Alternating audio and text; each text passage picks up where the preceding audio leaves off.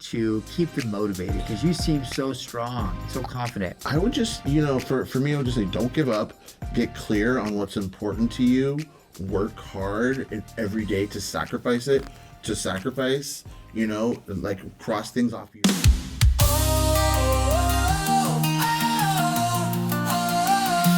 James McKibben on the mic tonight, talking mortgages in the dead of night. Lion of Loans, podcast roars, financial wisdom from the core. Lion of Loans, knocking on your door. James McKibben gonna teach you more. Breaking down.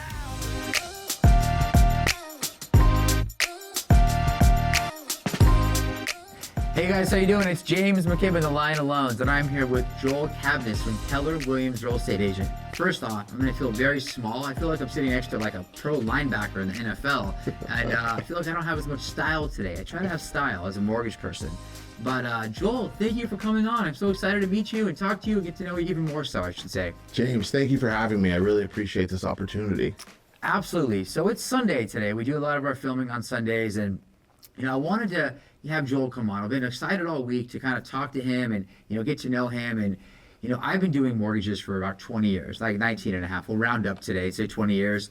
And I see all types of realtors. For me, the number one type of person I work with is a real estate agent. And why is that? Is because realtors are always thinking about business. And I love them. I grew up with realtors around me and my family and friends, etc. So I remember going to open houses with family when I was little. I'd be dragged when I was like 5 and sit there. And so I have these memories of real estate. And so it's been my passion. But I think for you, what I really want to focus on today is, I know you got your license about 6 months ago, 8 months ago. I think it was July, 2024. I've seen these different cycles of realtors that come in the business. And so, for you, obviously when you come into real estate, you have another job, right? You don't come in and just, that's your only life. Right. So for you, this is the first question. What's been the toughest thing with entering the market last July, 2024, interest rates up, lower inventory? Tell us kind of about how you started, your experience. Okay, so first of all, when you're a new real estate agent and you have another job, like that's like a whole nother world that you're navigating, so you have to take the time to pass the test and study and all those things as well. So when you become a real estate agent, you have to to learn all these new things and all these new skills. And so I have a job as a doorman at a nightclub. It's a completely different skill set. Yeah. So now I'm in the office and doing stuff during the daytime, calling people, emailing. And it's challenging, because it's like it's a completely different thing that I'm used to. But at the same time, I know that I also love real estate. I love houses. Yeah. My mom is a real estate agent. Cool. So same as you, I would grow up going to open houses. My mom would take me here, take me there.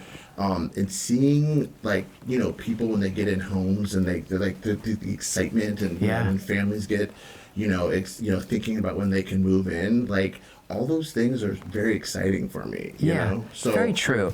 I mean, first off, I really applaud you, because to work a job at a nightclub per se, something that you're probably great at, you've been doing for a while, everyone knows you, it's fun, you get a lot of attention, and then to wake up the next day early, probably after not a long night of sleep, and then have this whole new trait where you have to start this new career. And, starting it when we're not 22 anymore, like we touched on. I'm not as well, so I know what that's like. But a lot of great realtors start almost their second career in real estate. I don't know if you've seen that statistic, but a lot of people start when they're 35 to 42 in that range. So, because you can do it for a long time. Right. And so, knowing that now we're in 2025, this year looks to be kind of a question mark. Right. We don't know what interest rates are going to do, inventory, the affordability index. It's more expensive to buy a home.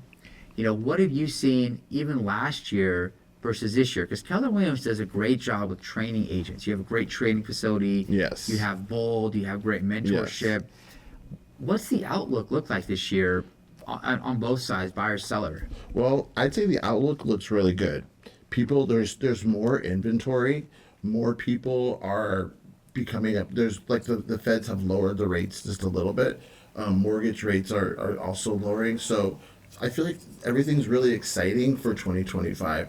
There was a little bit of a lag during the election time, and right after the election, we had about 20 or 30 houses, like our brokers open, and the week before was about 4 or 5. Yeah. So I feel like now that people are more confident in what's going to happen, they're willing to go for it. Yeah, I mean, I see that as well. I think right now it was a little bit slow in like December, January, which it always is. They Right. say that 85% of homes, as a statistic, sell between the Super Bowl and Halloween. So Right. kind of early February, Yeah. Halloween. So after we hit into like November, it just gets slower. Yeah. People are just slower. And so we're kind of coming into peak spring.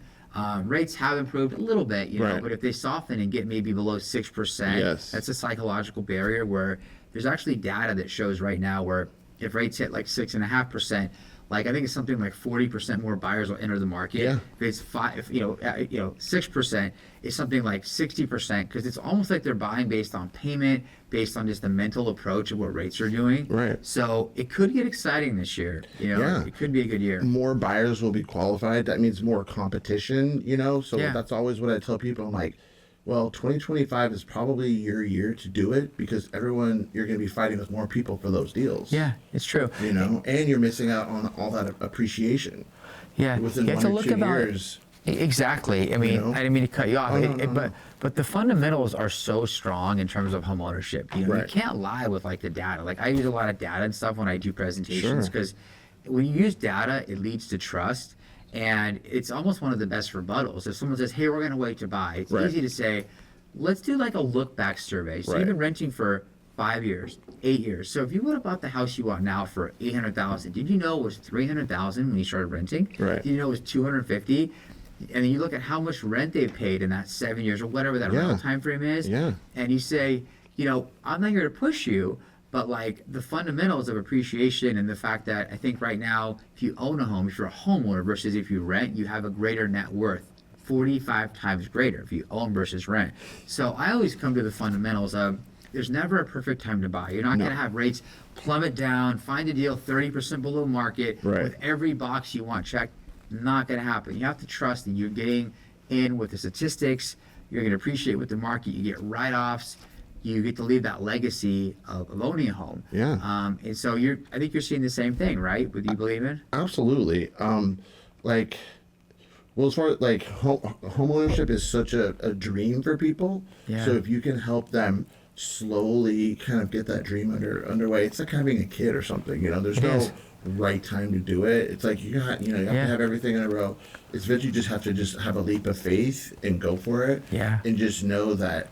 You know, again, like we mentioned, you're missing out on all that appreciation. Yeah. If you're paying, $100,000 in rent over a couple of years, if you would have paid that towards your mortgage, there's Yeah. also appreciation. Then you can take a HELOC loan out and flip it on over to something else tax free. I mean, it's like It's so true. This is how it all starts. Yeah. So you have to I feel like just like how you were saying, let people know because you're an expert, right? That's our job. Try to be. 20 years of experience, 20 right? years of experience, I've seen a lot. I mean, I think, if we look at a couple things, and I totally agree with what you said. If you look at 2020, they say that home values went up 20.9% in 1 year. Wow. And the average person that bought a home that year made more money on average in just appreciation in 1 year Yeah. than they did on their jobs. Right. That was a huge That bullet was that point. COVID year, right? Yeah. Yeah, that was the year because I think the rates dropped really low. Rates were so low. Like So somebody bought a 3.5. house for $1 million and it went up 20.9%. Then they basically made $200,000 in appreciation. Right. The average person buying the $1 million house didn't make $200,000 in their job. Right. So just by sleeping and owning, they made more money. That's not always the case, but you have to look at those fundamentals. One thing I love about home ownership as well, I think it's not talked about enough, is the legacy people leave. So, Right. for instance, I saw this show. I may have shared this before. It was on KTLA, and it talked about people over 100 years old. They were like 108 and 106, really old people. Right. They interviewed them. They said, "What are your 2 favorite things in your life that you can talk about?" Right. Both of them talked about the homes they lived in and how they created so many years of memories with their kids, kids' kids, kids' kids' kids, neighbors' kids, Right. because of that foundation. You don't hear that enough. Do you know what your grandparents had in the stock market? No, I don't. I don't know. And I'm pretty financially sound, and I'm close with my family. But I remember my uncle's house, Right. my other uncle's house, my grandma's house, those memories. And I know my house, and I hope one day my kids, as an example, will have those same memories that I had that house. So that legacy is so powerful. I think it's really one of those things that's not talked about enough, and that stability that leaves with that legacy. That's what I feel like is better. That's what I love about real estate as opposed to crypto. You can't live in your cryptocurrency, right? So real estate, it's like you get to live in this house, just like you said. You have memories. Oh, remember Thanksgiving there? Yeah. Oh, remember Grandma here? Or like all these great memories. That's the stuff that like is behind the scenes. Absolutely. The peace of mind. It's not on the paperwork, but that's what you get. You know, once you do all the the hard stuff. Yeah. You get to set up that house. It's true. It's like the MasterCard commercials. Like when it talks about like vacations or this, it says priceless. It's like it's beyond words.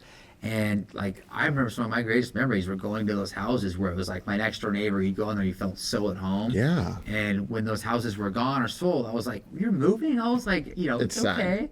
But It's so sad. I love that we can help people, create that experience. And like you said, owning home is up there with one of those buckets of getting married, having kids, graduating college. It's something no one can take away from you. It is the American dream. It is. So we get to be a part of that. It is. It's their biggest purchase, right? Besides a car. I mean, a home is way bigger than a car. It's their biggest, new asset / liability instantly. Yes. I always say, because they're taking on usually debt. Right. But at the same time, it's good debt. Right. Because it's a debt that creates write-offs. So mortgage interest is tax deductible. You can write off up to $10,000 a year or up to a $750,000 loan. It used to be $1.1 million, but they changed it with the tax reform. Okay. But still, it's still a good thing. It's still a good write-off bucket. And if you buy rentals, you can do what's called, still writing off the mortgage interest, but it carries forward. So it's different, but it's still one of those good financial buckets, Absolutely. which is a good thing. So let's just say this year, so you've been doing real estate, let's just call it since last July. There's a lot of people in your shoes right now that started last year. They're working 2 jobs. They're in this market, which there's some positive signs, like you said, but it's not easy. Right. We're still having to go out. It's competitive too. There's something like 40,000 realtors in LA County, 25,000 realtors in Orange County. So you kind of work in this space. You're in the South Bay, kind of in the Palos Verdes area. Yes. So you have every brokerage is out there that you have to compete with, right? Right. So how do you a couple questions. How do you keep your mindset strong, knowing that interest rates aren't 2.5% anymore, knowing that you have you're in one of the most competitive businesses? Like, what do you do to, because you're newer, and we were all new. It's like they say every champion was a contender that refused to give up. Right. So what do you do to make yourself shine and stay motivated every day? Well, thank you for asking that, 'cause that's a great question. Because I'm a new agent, there's I feel like setting a bar of good habits is the key for me. So that's why I love Keller Williams, because they're very education based. Yeah. So, any class that I get a chance to, I take. Anytime I get a chance to talk to an agent, talk to anybody who is doing any sort of transaction or not, just to get to know people in this business. It's a business of relationships. So that's one of the things I do is, just talk to all the people I can. Yeah. And just learn from them and wake up early, and do things that make you uncomfortable, until it gets to the point where it's easier. See, I love that. It's when you work out, you first work out, it's a little bit harder. You don't want to do it. Yeah. And eventually it becomes so a part of your routine that if you don't do it, you feel like something's off, Yeah. right? Wake up in the morning, give yourself some time to get focused, and then start on the things that you need to do. Like they say in Keller Williams, do the frog first, handle the big thing. Eat the frog first. Eat the frog first, Yeah. and then all the other stuff comes on top. Do the hardest part of your day Yes. first, and then Because then you have more energy. I mean, all the energy is put towards the hard thing, and everything else it's generally not as important. So there's a book called Make Your Bed. It's written by a Navy SEAL. The first thing he would do is make his bed every day because he needed to get that little accomplishment, that little win. Right. It's kind of like eating the frog first. You do the Yeah. hardest part of your day first. Like Ryan Serhant talks about going to the gym at 4:20 in the morning because the rest of his day is easier. Right. So I love everything you said there, by the way. I mean, one, me doing this for so long, I really struggled, which I've been honest about in other interviews, where my first 2 years, I got fired twice for low production, which I talked about before we started today. I didn't know if I was gonna make it. I just was I just couldn't get past a certain point of of just being on the lower rim. If there was 30 loan officers in the office, I was number 29 out of 30 every month. Right. And I have a passion. I was 25, 26, so I was a little younger than some people, Right. than I am now. So I just thought I just thought after I graduated college, my thought of success was just wearing a suit today, Sure. to work. That's all I didn't care what I did or Yeah. if I made money. I just thought if I looked cool and I fit the imagery, Right. I made it. But then I realized after 2 years, I really wasn't doing that well. But I guess my thoughts towards a newer agent, newer loan officer is a lot of people quit right before they get successful. And the harder it gets, the luckier we are for success because people will kind of fold a little bit. Right. Right now we're going to see a tough year. Like I said, 71% of realtors didn't do one deal last year. Right. And I have a lot of friends in mortgage that were making, big money, $300,000-$400,000 a year, 2020, 21. Last year they made 50 or 40 because Right. it just got harder. And I always say the harder it gets, I like it more because I feel like there's less competition. Sure. There was like 1.6 million realtors on record in like 2021, hit an all-time high. I think that number's cut roughly in half. Wow. Right. And so people they've left the business. So I feel like I think you're going to be great. I think you have so much to offer. You're Thank so you. well spoken, and what you're saying is, like I'm learning from you today, which is great. Thank you. With Keller Williams, Gary Keller, Yeah. obviously he's one of the best. He's franchised his brand all over the world. His speaking is phenomenal. You guys hold your bold camps and mega camps and things like that all over. I've been invited a few times. It's just the training I hear is amazing. Yes. Speakers, and I always talk about. I've mentioned before the first book that I read that was a real estate book was the $1 Million Matchmaker, the real estate Yep. book. It has the red cover. Yes. Still known as one of the best-selling books in real estate history. Of all times. It really is. He's Yeah. written a lot of books. Gary Keller Yeah. has, the CEO and founder of Keller Williams. But that is a book. If you haven't read it, I would definitely read it because it was written really well. Right. And so, do you read books or do you like real estate shows? I do read books. I listen to podcasts. I listen to I just recently read The One Thing. It's the Gary Keller's new book. Oh, cool. And it's really, really nice. It just kind of talks about doing one thing and kind of simplifying as I like opposed to that. kind of going all over the place. Every book that he does, and I also listen to all of his podcasts, like I've checked out everything. Yeah. Because he also like, he's gone through all sorts of stuff, and he doesn't really, he tells you what's really going on, and there's like struggles in there, and it's not just like puffing up, and Yeah. you feel like there's honesty there, and he's just relatable. And I also, again, like with the education, I feel like I can't go wrong with knowing what to do. Yeah. Like they're keeping me up to date on AI, on all of the new trends, and all of the new technology, because as a new agent, like you don't know what's going on. But Yeah. all this new stuff is happening, so I feel like I get a chance to grow, and I'm just really excited for 2025. I mean, I'm excited too. I mean, I can't wait to just get in and grind. Like, Yeah. like a lot of people say, if you're not successful in general, it's your fault in general. Sure. Because you're not pushing hard enough. Yes. I always say, we have to do what we can control. I can control what time I set my alarm clock for. Right. And it's so simple. Like, do small things. I always say, work an extra hour in the morning and an extra hour at night. That's 2 extra hours. You don't really feel it, but you're gaining an extra 10 hours a week. You're actually working a whole nother day.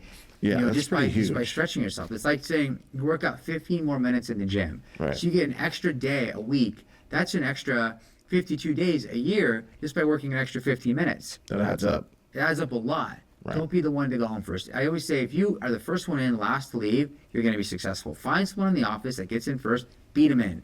When they There you leave, go. don't leave till they leave. Right. Don't go to lunch. Don't go. I just Right. always say bring your lunch because Bring you it. have to.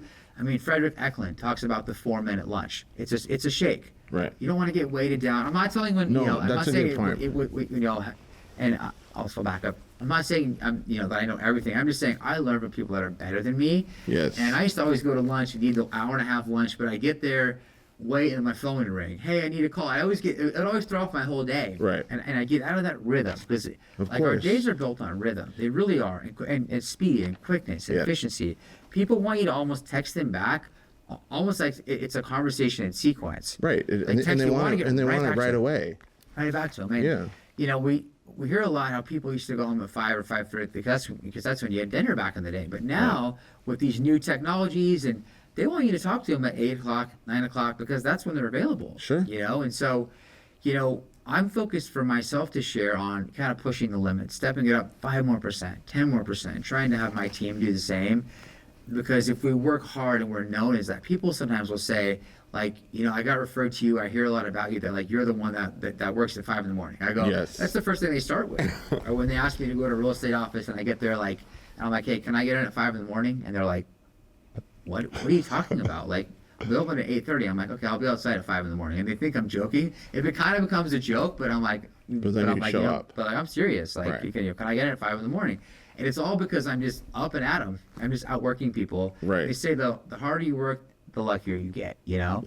So I can tell that you, with reading and those different isms and idiosyncrasies and peccadillos that you have, you are really well groomed. And would you say that's because your mom was a realtor? Would you say that's because of your expert training at Keller or books? Lots of things. Like, I mean, for me, I want to be like a high level individual. So right now, like when I came to this and I saw you on you're literally, this guy's closing a deal before I came in here, I mean, and it's so like that, like I love that kind of stuff. Thank you. When I see somebody, functioning on a high level, Yeah. like that's how I want to be.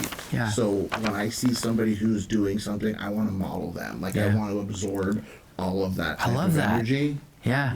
Just because so anyway, so when I see somebody like you, I find it motivating you. and inspiring because you're doing exactly what I want to do, and I see how much work it takes, and it's like, why not work hard towards something that you love as Yeah. opposed towards working 8 hours towards something that you hate anyway? Yeah, I mean, I love that answer, by the way, and thank you. It's not easy. Like, people that do the business and they're closing big numbers and they work less than me, I'm like, I just wish I could do that, but I can't. Right. And also, I like to be so on it. Like, I get so competitive with like wanting to be better because it's kind of you versus you. Sure. It's kind of like in golf. If you go out and shoot 80, you want to shoot 78. Right. Someone else could shoot something way better than you, but you're still competing against yourself. Sure. And so, I appreciate that. I think the thing about real estate and mortgage is there's no caps. There's no next limits. You don't get a 1.5% raise every year like a corporate job or Right. something. You get to get paid what you earn. Right. How hard you push yourself. And the business is going to keep evolving. Like, it's changed so much from when I came in 2005, 2009. I can see these buckets and these different times when like stated income went away, but then some programs came back, like bank statement loans. But Right. these people didn't evolve. They just shut down when it got harder. But it's the hard that makes it great. You're right. It's the grit. It's the late nights. You like a challenge, don't you? I like a challenge. Sometimes it's overwhelming. If I have Of like course. 5 files that I have to save in one day in a speaking engagement, I'm like, but you just fight through it. But then you can do that, right? And then you feel like stronger. Like do. like the person over here that's doing the deal before, like that becomes easy for Yeah. you. I can tell that it's easier.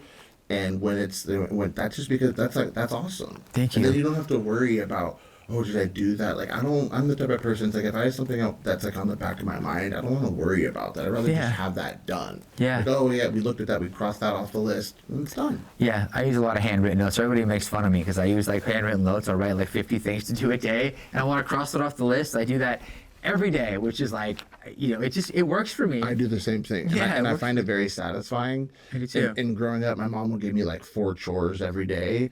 And like, depending on how I felt that day, I would sometimes like scribble it off or just give it a check mark, Yeah. But I feel like there's satisfaction in completing the steps. Yeah. Because then you're done, Yeah. So you love in like the training stuff, like you read books, which is amazing. A lot of people don't read anymore. You like, like mentorship podcasts. Yes. You watch real estate shows as well? Yes. You do? I mean, yeah, actually, Okay, there's a whole other topic here because all I of watch a them. lot of real estate shows. No, they're. I mean, there's a lot of drama. We on have 3 them. more hours to go today because of that. I know there's a lot of drama, but I do like seeing the properties. I like seeing the agents. Who are these people? What agents are they working Yeah. for? The agency here in LA, the one that you mentioned, Ryan Serpent, his agency right. in New York. Those Yeah. are both great shows. Yeah. And it's just fascinating. I mean, I also get inspired by the Yeah. real estate. I mean, Yeah. it's incredible. I think the real estate shows, like the $1 Million Listing came out, it really made realtors popular. It did. And then with Instagram, it made them almost like these like local like celebrities, but now almost global. Yes. And I would say too, if someone's in real estate or mortgage, I talked about this with someone before, but if they don't know anything about it, I don't want to say frown on them. Everyone can do what they want, but it's like our job to know what's out there. Yeah. We have to know what's out there. I'm Yeah. sorry. If someone's like, I don't know that company, or I don't it'd be like a lender saying, I don't know about that product. Right. I'd be like, you're not in the job to win it. Sorry. You're Right. just not. Period. Well, exactly. I can be tough on you. Yeah, You're I that mean, person. you got to know what's out there. You got to know what's happening, what's Yeah. behind the scenes, what's going to be, what's the forefront. Like you have to. That's what I think when you're a real estate agent or a lender or a broker, all those things, that you're doing so many jobs. Yeah. You're not just closing a deal. Like, you have to figure out these things, and you're also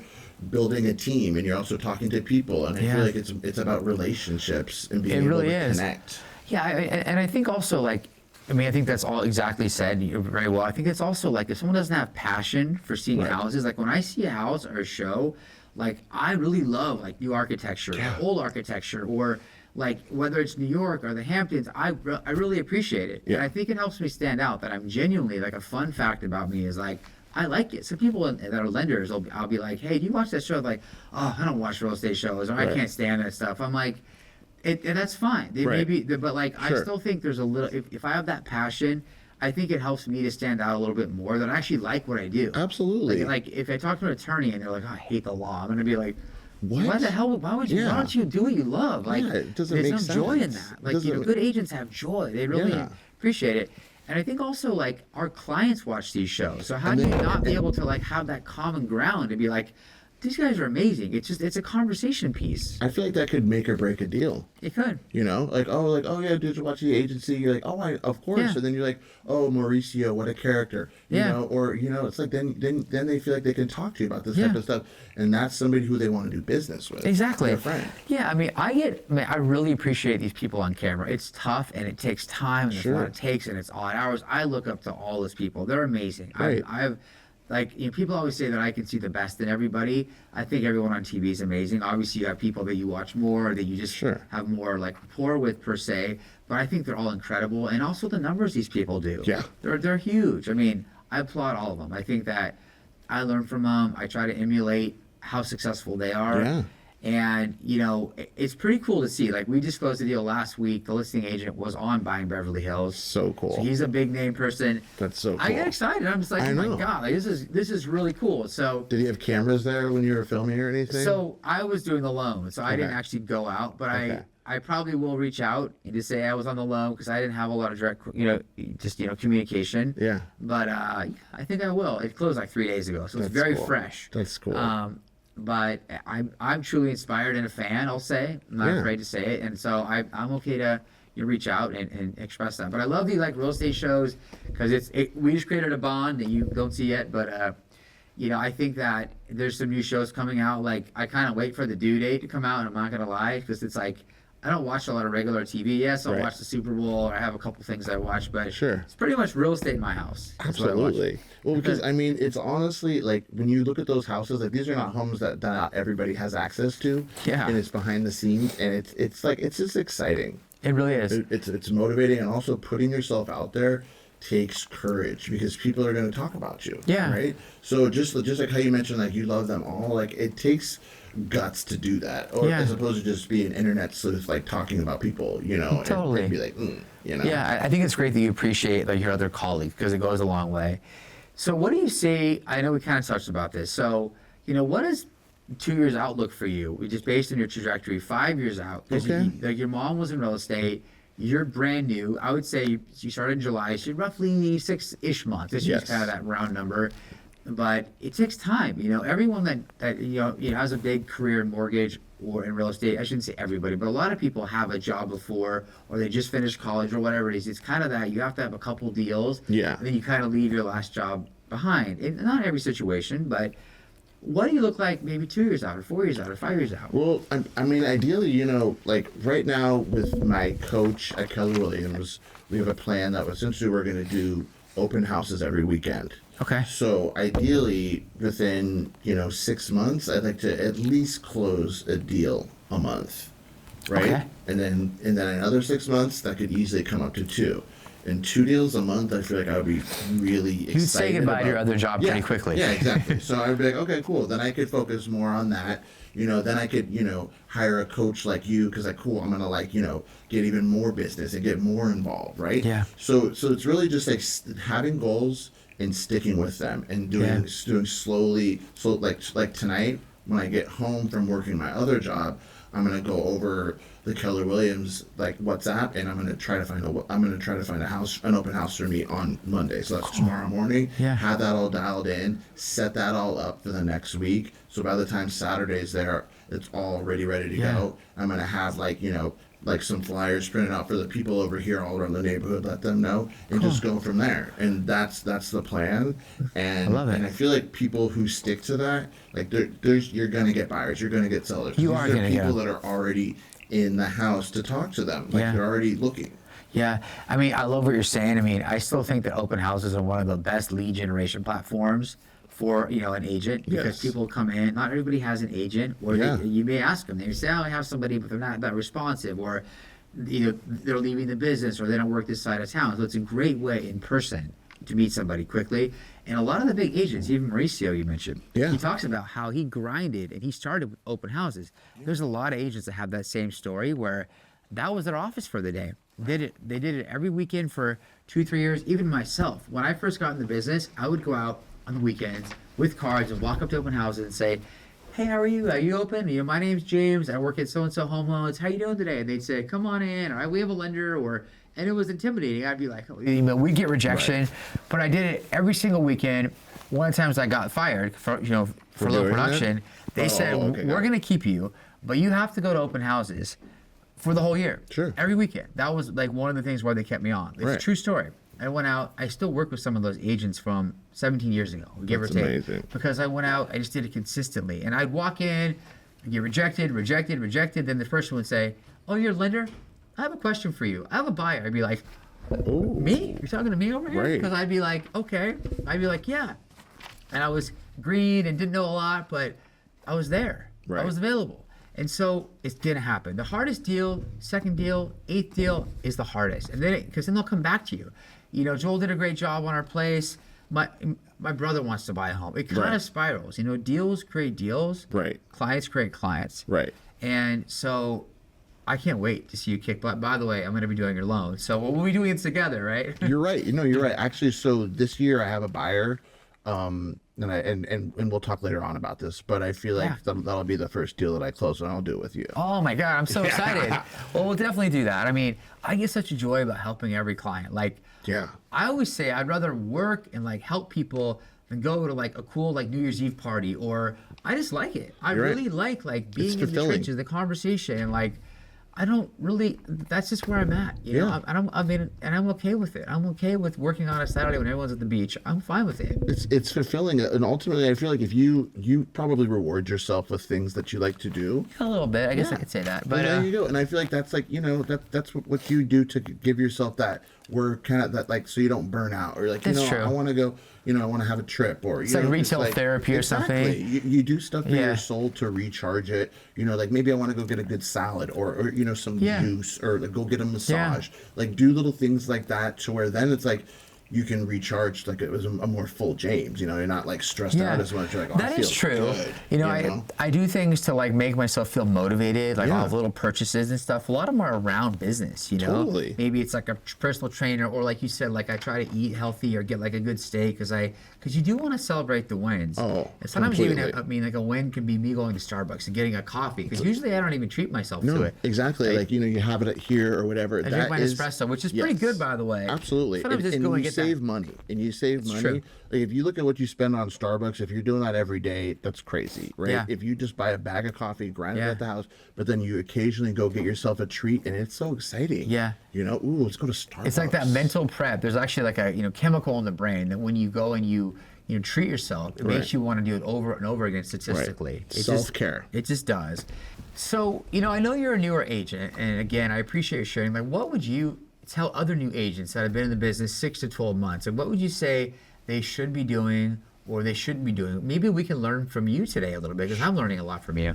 Sure. I would say, to the new agents out there, with anything, there's going to be a learning curve, right? And it's just like how you mentioned, wake up early, do the things that are behind the scenes that you don't really think about, that make you I don't really want to do that, and do those things. Yeah. Right? Link up with other people. If you have people in your office that maybe are closing deals, ask them, hey, you know what? Can I help you out? Can I take you out to coffee? How are you doing this? Maybe I can help you out with something. Oh, can I co-host an open house with you? Yeah. Like anything to show that you're humble and you're willing to learn, right? Yeah. Because you're brand new at this business. So if you create bad habits at that spot, like that's 20 years down the road, you might have to unlearn that. So Very true. I think that's so true. I mean, I think like for me, I always say, even though I've been doing this for so long, I have a pretty good following, but I would love to sit with another top producer because realtors and lenders all do business differently. Yeah. They just do. There's some overlap, but like if I was going to go sit with someone that does a lot of business in lending, I would be like notepad, like without really looking like I was taking notes, but you pick up on things that like, it's just rip off and duplicate R&D. Yes. And the reality is most people will let you go in as a realtor and sit with them because as a statistic, you're not going to do it anyways. Or most people won't do it. They could be like, here's exactly what I do. Not you, because you're like on it, which I love. Most people will be like, yeah, I'm going to try that. And then they never do it, Right. But I think that's a great way is to find someone in your office to almost shadow. That can mentor you because that's what helped me. My third year when I took off, I had some good managers, but they didn't really make me feel like I had a good chance of being great in this business. They were kind of like, yeah, you might not make it, but they were smart. But my third manager really was like, I see a lot of positive in you. He made me feel good.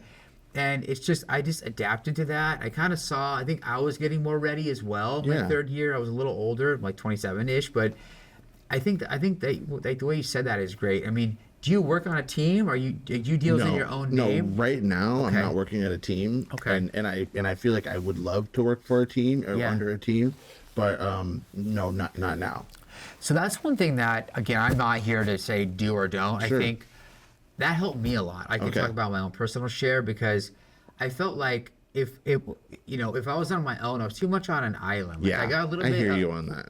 Like of a padded, kind of volume. I was a little bit more protected as well. Where if the team funded $5 million and I funded $0, I still was on that team where it kind of pushed me up a little bit. Yeah. And each team kind of operates as its own office, their own company. Right. With usually like a big team will usually have like a leader, maybe like 2 agents, maybe an assistant in marketing. And if you're on a big team, again, this is just my share. Yeah. But you get access to the assistant, to the marketing person, because it's like they say that like volume is power a little bit, and most resources at most companies, not all, but at least back when I was in that stage in my career, a lot of the resources pour into the big teams. You're right. No, you're right. So, and like you said, you want to create these different pillars of value that you can find business, whether it's sitting on open houses or maybe taking leads. Maybe somebody has 10 buyers a week and he just can't get to them all. Right. Where you get to maybe have some of that runoff a little bit.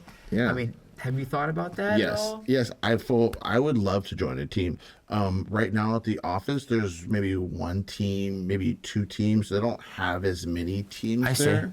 But I feel like I'd love to join a team because then I get to be around. It's like you get to be on the Lakers or something. Yeah, exactly. You get to be like watch all the guys do their thing, and then they can help you and make sure that like, look, that might be a waste of time. Let's just do this, right?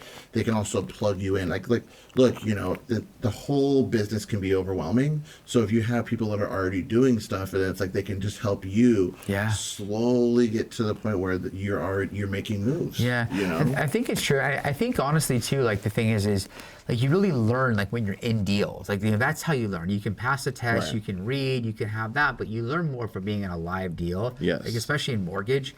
And if I think of a lot of the top producers that are up there, like let's say 80, 100, like 80, 100 million plus. Yeah. We all started on teams. We were all on teams, like all of them. Like I remember people at my company now, the number 1, 2, and 3 producer in California. I'm friends with those people and myself.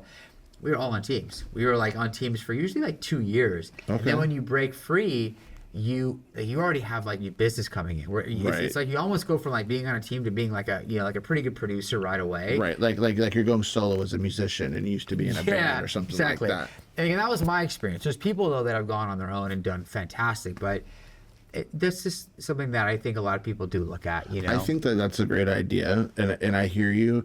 And I would actually love to do that. So hopefully within this next year, Yeah. who knows, maybe there's a team on my future. Yeah. Because again, like I love that support you get from like a mentor, because again, they all want you to win because they're on the same team as you. Yeah. Right. And then you also get to kind of drop that person's name. Like a lot of these people that are on the big teams that are way up there, like they want to work at Altman Brothers or the Tracy Tudor team, because it's like it has such a cachet where they feel like they get access to that and they get the branding behind it a little bit. And so obviously those are very like unique teams that are way up there. But yeah, I just think it's good to have that support. I mean, I love how well read you are for being newer, because a lot of agents would just be like, yeah, I'm giving it a shot. But you have so much passion where your success is tomorrow. It's right around the corner. Thank you. And I can't wait because I get to work with those clients. I'm so blessed. I'm so lucky. But I think...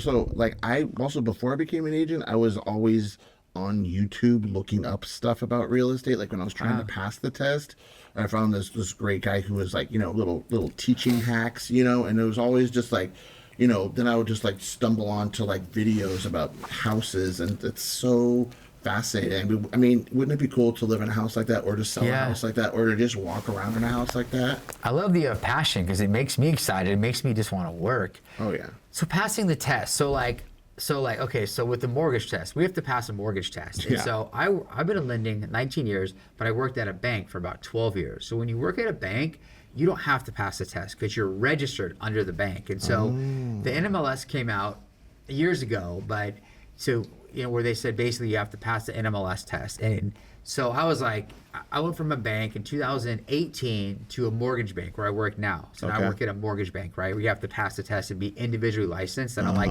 oh yeah, like I'll take the test, no problem. They're like, yeah, it's pretty hard. And so it was like 150 questions, and I was like taking the practice test. I'm like, I have to pass this test. It's like law, ethics. And so I'd been doing loans for, at that time, 12, 13 years. So I'm like, I'm not failing this test. I had a lot of pressure. Yeah. And so I studied for like 3 weeks. I studied every weekend. It was the holidays. I studied on Christmas Eve, and I passed it my first try. I got like a 93. I did really well. Congratulations. Yes, but I was so happy because I just didn't want to take it again. You have to wait 30 days and wait 30 days and wait 6 months. And there's a high failure rate. It's like 70% on the mortgage test. It's kind of like real estate. It's kind of the similar pass. But what was your experience? Because for me, I'd already been doing loans for roughly 12 years when I took it, but you took it with no real estate experience, right? Yeah, I took it with no real estate experience, and I'm not the best test taker. So, the first time I missed it by 3 points. And that's the worst. Yeah, I know, right? And it tells you right there as you're walking out, you press the elevator and you open it up, and you're either like, or you're I know. Same with me. Like hit a button, it's like thinking. I'm like, are you serious? Like, come on! I do not want to do this again. I just want to work. Yeah. And it said like high score. I actually still saved the thing because I was like, I'm actually a pretty good test taker. I can just see things. But anyways, please continue. Yeah. Oh yeah. So the first time, I missed it by 3 points, and then I was so discouraged. I feel like I didn't reschedule it for at least a month or something. I remember I was listening to Kobe Bryant talk, and he's just he motivated me to try it again or something. So I was like, oh, I'll try it again. So I tried it again, scheduled it, and I was doing the studying, and then again missed it by 3 points again. So close. You're basically that's 4 questions or something, give or take. It's 3 questions. So then on the last time, I did a slightly different strategy, which was every hour I would get up and go to the bathroom and just kind of rinse my hands off with some water, just kind of change your mindset a little bit. You're not just so hovering on the right, because I found that on the 3rd hour of the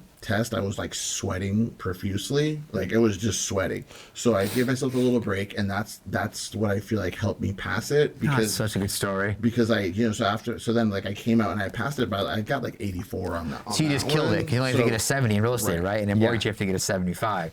I mean, that's a great feeling. I'm happy because it's just with your story. I mean, one, it's great that you persevered, because it's easy just to put it off or say, I'm just not even going to do it. Yeah. It's easy to be like, I don't want to do it, because you have to go back in and study. If I had to take the test again, I'd have to study the whole thing over and over. You don't remember every question. No. I'd pick up on a lot of it because I've been doing loans a long time. Because you have more transaction history, so you understand stuff more. Yeah, and I seem to be pretty good with process of elimination on multiple. Right. I'm pretty good at that, but again, it's still you don't have your phone. They make you put it in like a locker. You don't have anything, and you just want to get it off your plate. You already just want to get it behind you. Yeah. You know. Well, this test, they're pretty strict too. You have to go in there. You have to like lock your ID and everything up. Yeah. You know, put your hands up right here so you don't have any writing on you. No, you know, nothing. Yeah. You know, and it's intense, but also like, you know, learning how, for me, I would sometimes like read the questions and then look at the answers and be like, well, you could kind of tell what was, just like how you mentioned, like that's no go. Yeah. This is a no go. It's really between these two, you Yeah. know?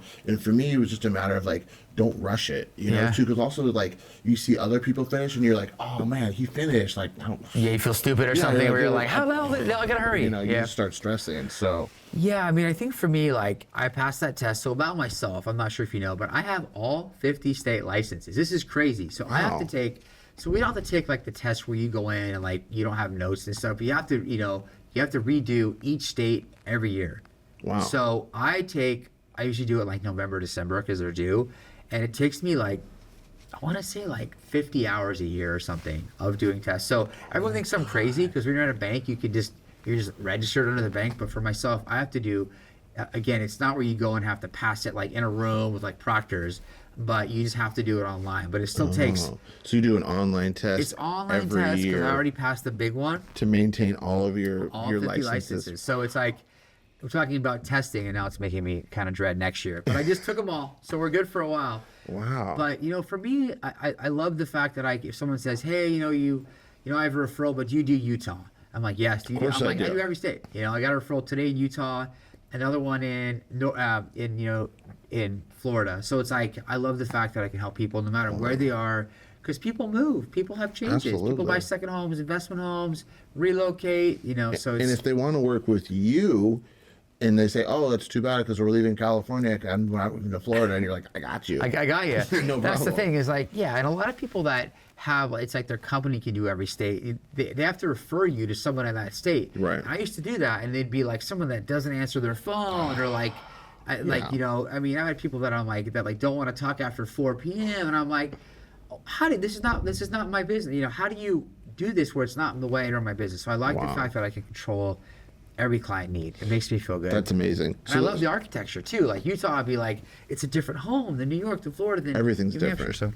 So That's really cool. it's pretty cool. So I love that. I mean, I've never even heard of anybody that I've met who has a license. it's in very, every very state. few people. Yeah, and it costs. You have to spend money every year. It's because you have to renew them all. But I just love it. You know, I don't want to lose because I always feel like if I stop doing a few states, that's when I'm gonna get all those referrals. And Sure. I'm like, no, like I Right. should have just kept them this year. You're like, You know? all of a sudden, you know, Utah's hitting you up, and Yep. you know, you're like, oh, I let that one lapse. Yeah, exactly. Ugh.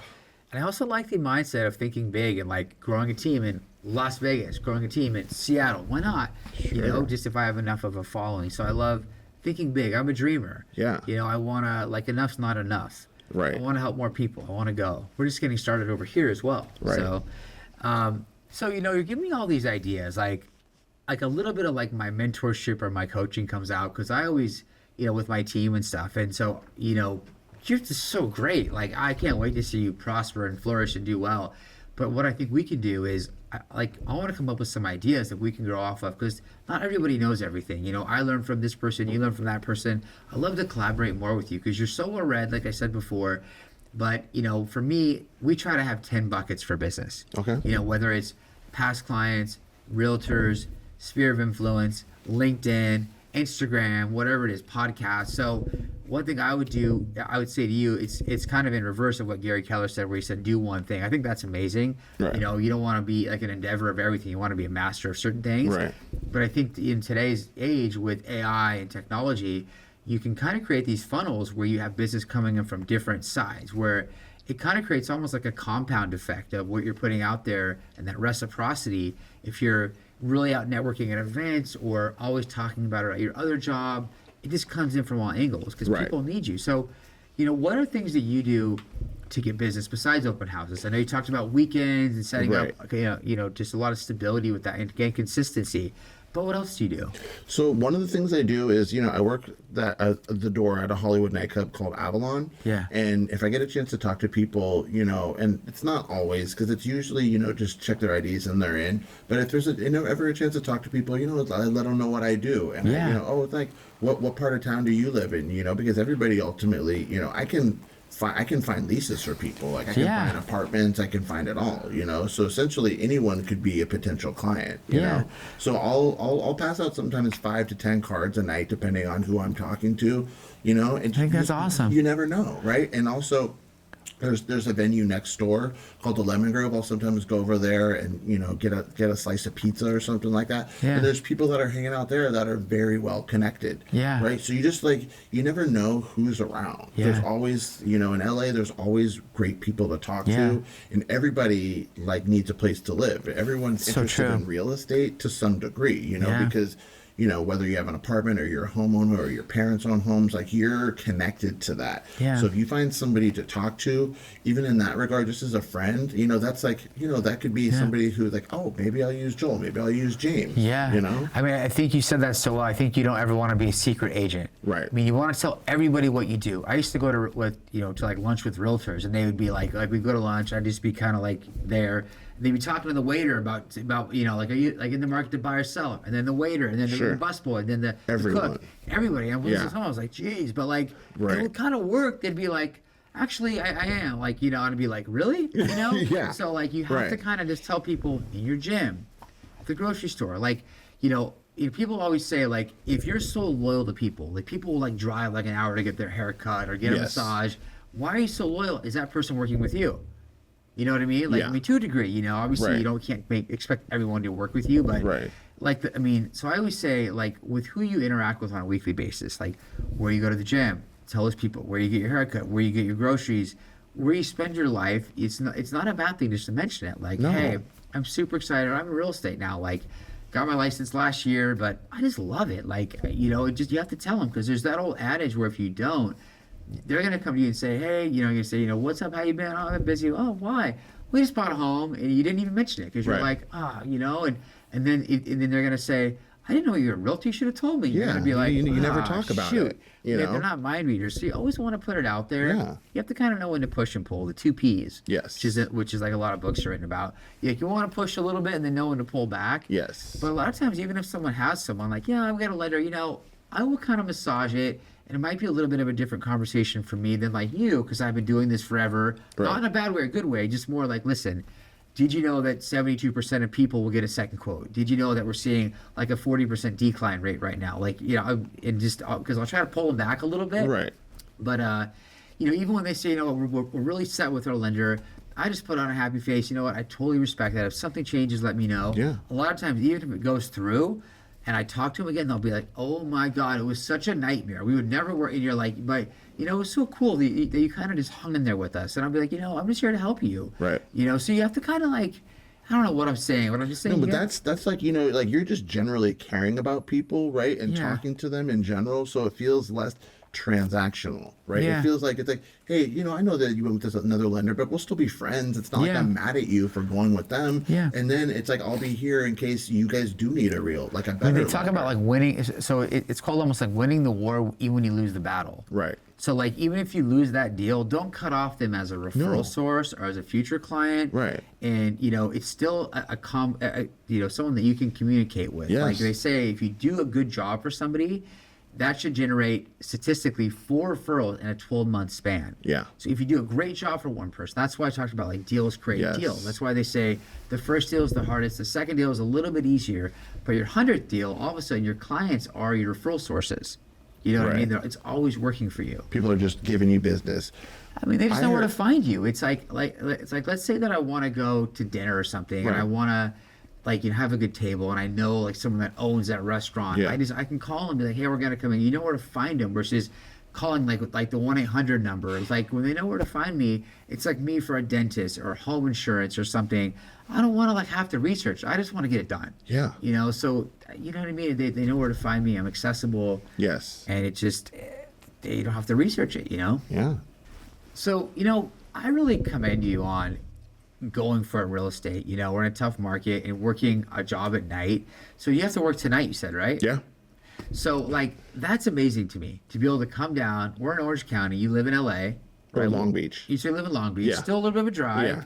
And you have to drive from Long Beach to Hollywood. Yeah. So you work tonight, Sunday. Tomorrow's President's Day, so it's a holiday for a lot of people. Yes. So you're gonna work tonight till what? 2, 3 in the morning. Yes. So 2, 3 in the morning. Then you come back home. Then do you go back to work tomorrow early? Yeah. I'm usually up by 6 a.m. so that I'm in the office at the latest by like 7:30 or 8. See, that's impressive. Like I love that. Like I love people that work hard. It's like they say, a fisherman can always see a fisherman from afar.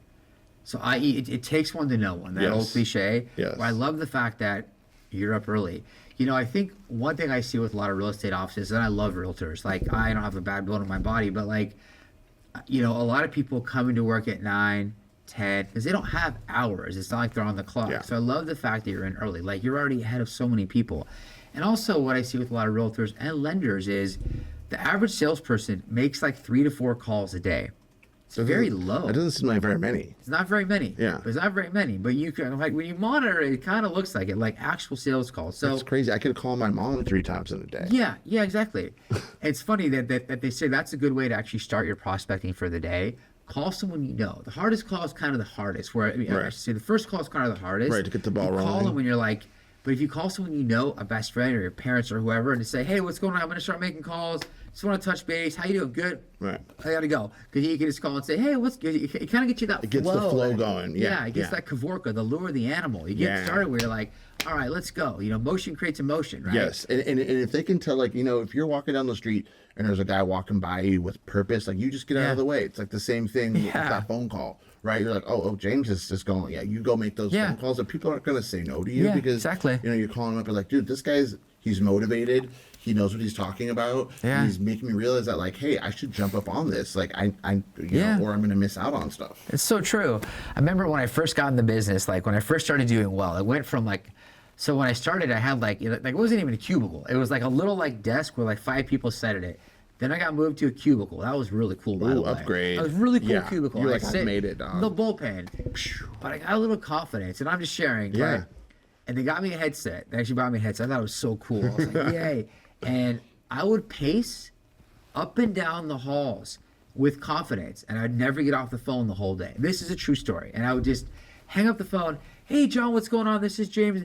Hey, Chris. Hey, Dave. And they'd be like, people started to take notice because I was just relentless. I started going for it. I don't think I'm as relentless as I was then, even today as I am. I mean, I'm a lot better. But I feel like, you know, because you're so hungry and new to the business, it's Yeah. a different type of Yeah. energy. It's more refined maybe now. It's more refined, and I still make about 40 to 45 calls a day. I'm on the phone all day. I'm on the phone about 6 hours. So I shouldn't cut myself short, but I think it's great to have that passion. Yeah. People will take notice. It's like, you know, for me, like I love cooking shows. I know I'm talking about real estate. I don't know how to turn my stove on. I don't know how to do it. I'm sorry. If you want me to cook something, my house is going to burn down. Right. But I love the fact that when someone does a cooking show, they're so passionate. Yeah. I'm going to make sliced, you know, this with, you know, with like a Yeah. lemon fusion, and it's going to have a little fire. I'm going to mix it with this. Boom. And it's I on know. the plate. It's the passion. Yeah. And so I would walk up and down in the halls, and then I started doing better, and then I got an office. It wasn't a window office, but they were like, "I think you're gonna be pretty good." Like you They just see don't you stop. walking up and down you the just halls, don't stop all day. Like And people are starting to complain, so let's put this guy in an office. I think or that was something probably like part of that. it too. They just want to shut me up. Actually, I was starting to get to like $2 million a month or something, where it was pretty wow. good, you know. Right. But it was still, it's just what I need to do. So I got an office, but that's one thing I think that I would be impressed of. Like if I hired somebody and they were in the office and they were just like relentless on the phone, I'd be like, Right. they would inspire me. I'd be like, You're right. let's get on the call. Let's go. And it's like they say, you know, it's like, you know, real estate offices will have like call nights. Hey, we're gonna have a call night. We're gonna invite people pizza. Why not make every day, all day a call night, nonstop? Yeah. What are we doing? If we don't have 10 escrows, find deals. Let's Yeah. hunt. Let's go. We got to be a hunter all day. The best people that do business are always prospecting. Right. Always. It can be sick. You could just had a knee surgery. You're always finding deals. You're always Yeah. asking for the business. There was a guy that came in. His name was Ryan, and he worked in one of my first offices. And we kind of were like top producers in Battle Out. He was so good, but he was the same way, man. He was up and down the hallways, and he almost inspired me to be Right. like, I just gotta go. I gotta get this, because they say that you're basically the average of the 5 people you hang around with, Right. whether it's personal, life, spiritual, business. Right. And so I'm kind of going on a tangent, but like, No, I just gotta go for it. Like I get motivated when other people are pushing it to that next level, Yeah. right? Because you realize, you know, you have a standard to where you feel like this is pretty good, and you're like, oh, this guy's doing more than me. It's Yeah. like, Yeah. I love that. Yeah. Because you know, you feel like I thought I was going hard, and then Yeah. you're like, this guy's going 5 times harder. Yeah. You know, and there's levels to everything. But when you see that, I mean, that is motivating. Put yourself around the best people. Like, you know who Warren Sapp is? He was a Yeah, football player. absolutely. Played at Miami. Played Yeah. pro. He's a Yeah. he's a Pro Bowler. He's a etc. legend. Legend. Yeah. So his story was, I think he had. I haven't read this in a while. I think he had. You know, he was one of 7 brothers, I believe, and I think he was the youngest. And so he was like, it's like the ages were a little bit of a gap. I Sure. think when he was like 8, they were like 20. And they played, this is kind of a cool story, and they played tackle football. When he was like 8, playing his 18 and 20-year-old, like, Right. I mean, they were good players too. The Right. Sapp family, obviously. Yeah, everyone's they athletic, but They would pound on him. right, I'm sure. They would pound. He was 8 years old. It was like, not like it was like Go hard on this slamming him to kid, the yeah. ground. But he said when he got to high school, he'd been so beat from his brothers Right. that it was like it was like playing this against a is- 2-year-old this is kid. nothing. He was so good because he got so pushed so hard. Yes. So push yourself with the hardest people that dominate you. Like Right. when I worked at Bank of America, I've said this a few times, like 7, 8 producers that were, if you missed 2 days of work because you just didn't want to go to work, you got your ass kicked. Because they were every day were putting in deals, and you had to come in and compete. Right. Every day you had to find deals. If you came in and were like, I'm gonna go to lunch, it showed, because they had what was called the Green Report. The Green Report showed how many deals you put in every single day for the month. Right. So if rates dropped, and we had a refi boom, we got 5 deals, 3 deals. Sure. And it was a little bit of a week. You came in, you're like, I gotta get to work. Yeah. I'm getting slaughtered right now. So I think one thing as a takeaway is, you know, surround yourself with those top people that Yes. just motivate you. And it sounds like you have that on your own without it, but you also work at a great office. I mean, Palos Verdes, I think of it's like the hotel, you know, what's it called? Terranea. Yeah, Terranea. Yeah. Always wanted to go there. It's so amazing. It's So yeah. it looks like it's like somewhere in Europe that like no one can find or something. It's like it's on this Right. cliff and bluff with pools and like it's like Monte Carlo exclusive. it's you know? really cool. It I've always really wanted to is. go there. I wanted to ask you about that because it's only 45 miles from here. I need to go. Yeah. Maybe you have to meet there and have a drink or Let's something. go. Yeah, Let's that go. sounds really. Maybe one of these Tuesdays, you know, we can you know, meet up at a broker's open at a couple of different houses, Yeah. or you know, just you know, whatever. Because actually my mentor, his house is right next to Terranea as well. Oh, cool. Yeah. Hey, so, that's a good fit. yeah, I know. It's right there, and the views there, it reminds me of Orange County. It's like paradise. It's pretty cool. Yeah, no, there's like a lot of weddings there and events, special occasions, but I've always wanted to go. So I think for us, and I think for the viewer, I think one, you know, I'm so excited to watch your real estate career blossom and grow. I think what I would love to do with you, which I do for a lot of realtors, is just kind of showcase how I do deals. Yeah. I try to always be evolving. I mean, I come in, we meet every day on how can we get business today. You know, we try to use technology to scale.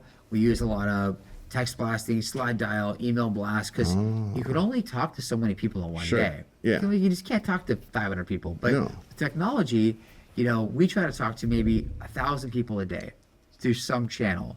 We try to make it where it's helpful. We don't want to bother people, but people's Right. needs change. Right. A lot of people have divorces. They have relocations. They want to downsize. They want to upsize. They want to buy a second home. So we try to stay extremely top of mind because we're so inundated. Like if I go in my mailbox right now, I probably have 3 Realtor magazines, Right. probably 3. And so we have to stay so top of mind, almost where when they need you that day, when they have that moment, Right. you're in their mind.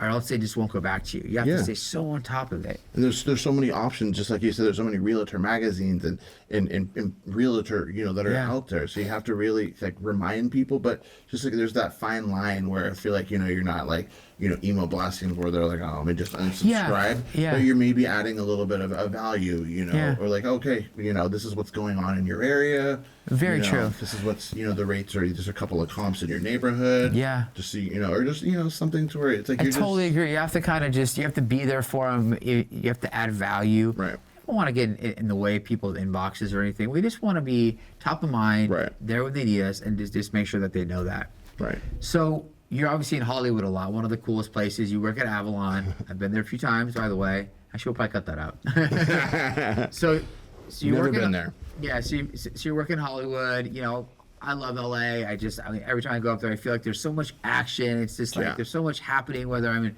WeHo or Hollywood or Santa Monica. I mean, Beverly Hills. I think it's great. So, do you have a favorite spot? Like, because obviously you're up there. Like, you go to work at 9 o'clock. You work till 2 in the morning, roughly. A favorite like part of town or You know, favorite? favorite just place to eat, coffee spot. Like, what's your favorite LA story? What do you Oh like? wow! Well, there's so many LA stories. Like I mean, when I first moved to LA, I remember I was walking around Beverly Hills, like I was 25, and I was, passing out my, like your resume. I mean, it was 2005, so things were different then. Sure. And I was walking around town, and I saw 3 famous people within that spree. Like I literally was looking over, and I see this person that is in this black SUV. I was like, who is that? It was Prince. No way. Like I was mesmerized. I was like, Yeah. because he's I get starstruck too. Like people will say, "Why do you get so starstruck?" I do. If I'm like, "Hey, can I get a picture?" I don't know. I just do. It's cool. I just do. It's cool. But so when I saw Prince, I was like, oh, dude, that's he's Yeah. He He has a voice of the '80s, like Yeah. all those songs from so many movies, and just it was- talented. And It was such a so I saw him, and then like I was walking to go drop off my resume at another spot, and I saw the actress Sofia Vergara. She Oh, was yeah, up yeah. and coming, and then as I went into this other famous restaurant and handed off my my resume, Brian Grazer, who's like this Yeah. major TV producer, I know he is. was there too. So I was just like, it was, that was like literally the first week I was here. Yeah. And I was going to music school. I'm a drummer. That's why I came out to LA. Cool. And so I needed a job. So I was just like putting myself out there. And that's when I realized that this city's crazy. And Yeah. then, so my stepbrother got me a job at a nightclub. And then that's when, that's when I would see famous people all the so time. you see a lot of people coming into the nightclub because obviously they come in, they have fun. Yes. So you see them. And I'll be honest, I go to Beverly Hills a lot. I see a famous person or someone that you call famous or on TV like every other time. Sure. They're there. They're there. That's where they're going to. They're there. That's You where see they're them, you're kinda like- shopping, or Yeah. I went to Studio City on the street called Ventura Boulevard. Yeah. For my birthday a couple of years ago, just to go to a restaurant. As I'm parking, I'm talking to my mom on the phone. I get out of the car, I go to Starbucks, and I see Steve Carell walking wow. down the street, and I was like, "Oh, that's cool." Then I go down the street a little bit more, and I was like, and I look to the right, and there's Russell Peters, this comedian. So I need to hang out with you more. I don't see that many famous people. I'm gonna go hang out with you because I'm gonna see like 10 people that I see on TV. Yeah, you're like But a magnet. I love it's it. also because I feel like I notice people. Yeah. I look around, and it's like I remember faces. So if I've seen someone, I'll be like, you look familiar. Yeah. But with Steve Carell, he was kind of discreet, had his beard and Yeah. hat on. But I was like, wait, I know you. you Yeah, know? I mean they're around. So about 8 years ago, maybe 10 years ago, it was a while ago. I was at Equinox here, and it was Nice. Saturday, and I was walking in the gym, and I kind of walked around the corner quickly, and I bumped into somebody. And it was Tiger Woods, and I was like, it was Tiger Woods. I bumped right into That's him. so cool. And this was a long time ago, but everybody was phones out, and the whole day he had somebody that was working out with him, and this is when he was married to his first wife, Yes. and they were working out. But he had almost like a bodyguard. Yeah. But you couldn't get close to him. They'd go over here, and he'd kind of walk and then stand 10 feet Yeah. away. And nobody wanted to get. But I bumped into him basically. He still had to go to the bathroom, I think, And so I was able to bump into him. But I still see Kobe in the gym, and because he's here, he would work That's out. so cool. Those guys are the best athletes ever. Yeah. Period. They're up there with Michael Jordan, all Yeah. the biggies. But those are cool, LA stories, and they're around. So I want to take a minute to really thank you because, and just to kind of close. I think for you, 6 months in the business to share kind of what you're seeing, some of the struggles, Yeah. how you approach your day, because I feel like there's so many people. There's tens of thousands that are in your shoes, and I think for you, again, we can't wait to see you kick some butt. I know you're going to do it. You're working in a great market in Palos Verdes. Obviously, you'll work outside of your office area, right? You'll go Yeah. anywhere to do a deal like Oh, well, absolutely. And I'm farming in my local neighborhood in Long Beach too. which is smart too. Yeah. When I used to go to open houses, I would either do it right around where I live or right around my office. So Yeah. listen, that proximity factor was and they'd be like, which office are you in? And I'd be like, actually, I work in that office. Right. Or actually, this is my area because I live 2 streets over. It's just, versus like, well, I live an hour and a half away. They're going to be like, what are you doing here? Well, and also you're not an expert. You don't know the neighborhood as much. Oh, Yeah. did you hear that they're opening up this new restaurant? Yeah. I live right there. I love that area. You know the area, and it's easier to relate and to be passionate. Yeah. And if you live there, then people are going to be like, It really come is. on. It's just like, I mean, if they're there, then they probably live around there. They farm there. It's just that like closeness, where you have that bond. So I think in closure, like, what tips, I know we kind of went over it. What tips do you have for somebody that's, maybe kind of struggling in the business and like they've been in the business for 6 months, a year, maybe it's even longer and they're kind of hanging on. Like, what do you suggest for somebody? Because it's easy to be there. If you look at like the statistics of like Tom Ferry says like roughly 85% of realtors fail. Right. What do you tell them to keep them motivated? Because you seem so strong and so confident. I would just, for me, I would just say, don't give up. Get clear on what's important to you. Work hard and every day to sacrifice it. Like cross things off your to-do list. Make sure that you're staying focused. Get your Google documents, you get your Google Calendar set up, get everything ready to go. And if it's not on the schedule, don't do it. Sure. Like you got to stick to your schedule. Otherwise, you who knows what you're doing throughout your day. You make a great point there, where it's like, people almost have to give up things to be successful. You have to be so self-disciplined, like you said. Stick to your schedule, stay consistent, because people have to cut out. It's almost like they say, if you want to be successful, what are you willing to cut out? Absolutely. You have to cut out, I'm going to go see a friend. I'm sorry. It's just, that sounds really bad, but like, or I'm going to go Taco Tuesday. Again, you can get business from that. Right. And that didn't come across right, but you have to really be so regimented. You have to sacrifice. Like, you have to sacrifice otherwise a lot. It would just, everyone would be a successful real estate agent and be a millionaire, Yeah. right? You have to give things up Yeah. in order to make it happen, Yeah. right? There's not enough hours in the day for you to go to Taco Tuesdays for 4 hours and close deals all day long. It's like the Elon Musk model. He says you work 100 hours a week. Why? Because you're going to be able to do a lot more than someone that works 40 hours a week. Right. And there's so many great stories with these mega tech guys or whoever it is. Like even Elon Musk, like he like lived in an office basically because they would not stop coding until they got it right. Like they wouldn't go to bed. It's that's just a like, sacrifice. Sorry. They just would sacrifice. It wasn't like, hey, it's 5 o'clock, let's go get. It's just they would not stop. Like there's so many stories like that where we're not leaving. Like I used to tell myself, I'm not leaving work today until I get a loan. I don't care. I'll spend the night here. And it's like you have that mindset. Like we would almost make jokes with our team, like, listen, you're not allowed to eat today until you find a deal. And I'd be like, we're joking, but like, what if that was the case? Right. You're gonna find a loan? Right. And so we kind of put pressure on ourselves a little bit. And I love that you have the passion for it, because if somebody hates something they do, I don't care what it is, they're probably not going to be as good at it. No. You're just not interested in it. You just don't. And like you said, like when if you're interested in stuff or you want to put pressure on yourself because it's going to make a difference. Yeah. That's like how you become successful. Yeah, exactly. And obviously, like, I try to treat my day pretty tough. I can be pretty hard on it, and I don't expect everyone to do that. But that's just how I see it. And I think my clients get the benefit of that, because I will work on Christmas. I will take a call at 9 p.m. on a Sunday night. I don't mind it. Like for me, I've spent the last 19 years, getting that call to come to me. It's an accumulation of all those activities I've done. So when I get the call, you better be damn sure I'm going to take it. I'm not going to be like, you know what? I don't care. I'll just do it. Yes. Like I always say, I have some real estate offices that like want me to start traveling to Utah, Arizona, and they're like, when can you go? I'm like, I can go today. They're like, what do you mean? I'm like, I can go today. They're like, okay. And I'm like, I don't care. I have nothing else to do. Because I'll go tomorrow. Today I said, when do you need me? They're like, well, we can't be ready that fast. I'm like, oh, I'm ready. Right. I'm like, I don't care. I'm ready to go right now. Right. I think that's the attitude you have to have. Like, because if like, so I'll give you an example. I wanted to get a haircut like 6 months ago, because the guy that cut my hair, he moved to South Carolina. And so I went to like a place. I'm like, hey, like, I know it's Saturday. I don't have an appointment. And I was like, can I get a haircut? And they were like, too damn busy. And I'm like, I mean, I'll wait. I can come back. And like, I went to 2 spots, and I told the story before, and they were like, we just can't take you today. I'm like, it's like 10 o'clock on a Saturday, So I went to like a third place, and she's like, yeah, I can take you. And I've been getting my haircut by that person. I think it's been actually about 2 years, but because of her availability, Yeah. she got a new client. Boom, availability. And people that I know now go to that person because I go there. Right. And it's just, I was like, And you can't like her, cut my hair? and you like her as a barber as well, too, right?